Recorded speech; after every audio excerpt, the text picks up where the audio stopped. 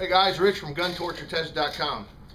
Real quick, my beard is now named Earl. Okay, the beard is named Earl. It was spam loving suck monkey. It was his idea from Gun It, and so here you go, spam, Earl.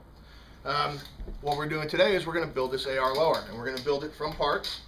I'm going to show you guys that it's not sorcery, it's not wizardry. I'm not well, I'm a lot of things, but a wizard ain't one of them. It's really not that hard. There's a lot of little parts, but it's all common sense putting them together, and that's what we're going to do. We're going to build it from an empty lower, a complete stripped bare lower, to a functioning lower, complete with a stock, and we'll do a function check, and we'll call it a day.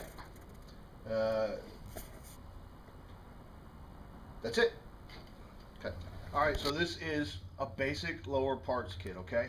Underneath it, I have a picture of a lower parts kit with all the parts labeled. You can find these online. I'll go through them one by one. I'll explain what they do. I'll explain the similarities and differences, and then we'll actually get to the build. Starting up here, you have your 2 pins. You're going to get 2 pins in your lower parts kit. This is what they're going to look like. This is the pivot pin. It's longer, thicker, and one side is cut off, flat, and this is the takedown pin, okay? These are your springs and your detents for the takedown and pivot pins. These 2 detents are exactly alike. The 2 springs are exactly alike. Both detents have slightly rounded ends. This is your safety selector, the detent for it, which is bigger and actually kind of looks like a bullet, and the spring. Here's your buffer pin and spring. Okay, this is what holds the buffer tube in.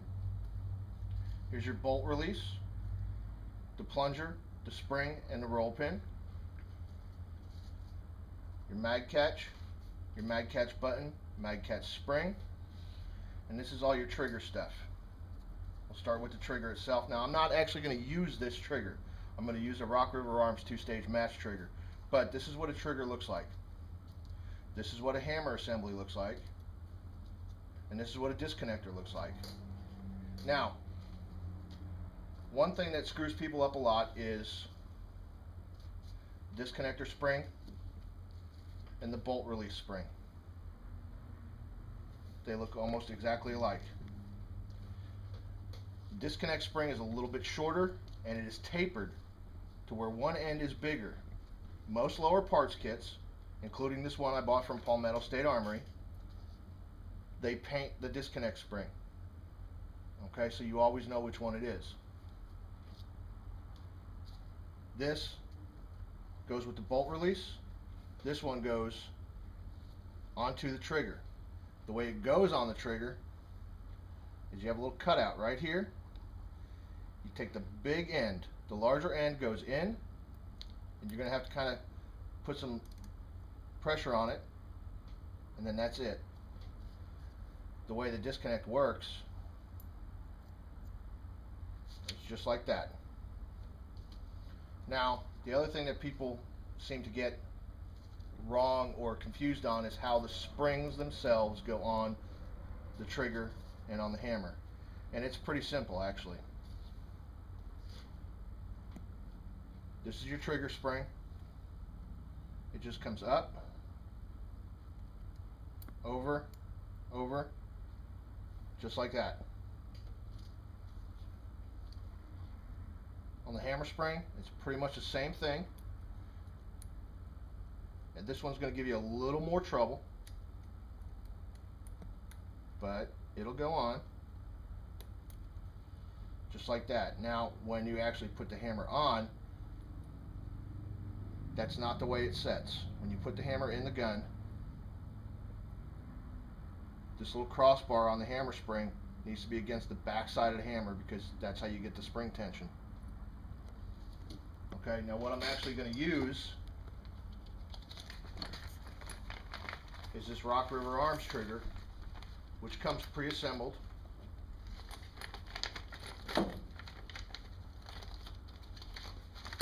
It's a more expensive trigger. Retails about $120, $130. It's a two-stage trigger, okay, which means that it's going to have a take-up and then a break. And it comes pre-assembled because it's a two-stage. Everything's already in there. This is literally a drop-in trigger. Boom, and it's in. It comes with its own pins. The hammer comes pre-assembled with the spring already on it. That's what we're going to use in this lower. I like Palmetto State Armory parts kits. I think they're good quality, but I've never been a big fan of stock triggers.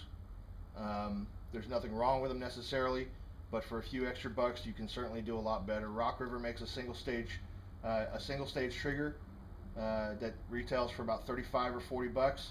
That is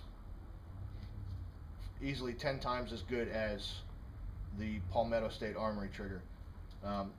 The sales rep from Palmetto tried to tell me that the Palmetto trigger was just as good as a Daniel Defense trigger, to which I responded, but Daniel Defense triggers suck. So there's that. Now we're going to go on to assembly.